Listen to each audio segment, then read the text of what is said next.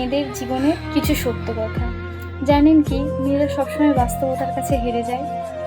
কখনো প্রিয় মানুষের কাছে, কখনো পরিবারের মানুষের কাছে, কখনো তার স্বপ্নের কাছে, কখনো তার ইচ্ছের কাছে।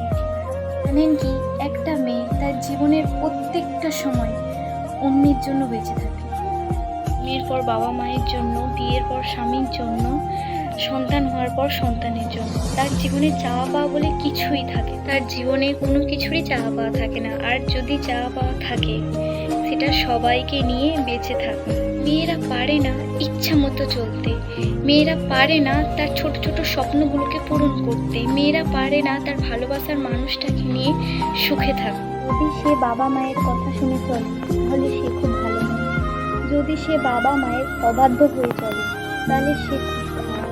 ভালোবাসার মানুষের হাত ধরে ভালোবাসার মানুষের কাছে চলে গেলে সে খুব প্রিয়, অথচ তার কাছে না গিয়ে সে যদি পরিবারের কথা শুনে চলে, তাহলে সেই বেঈমান, স্বার্থপর।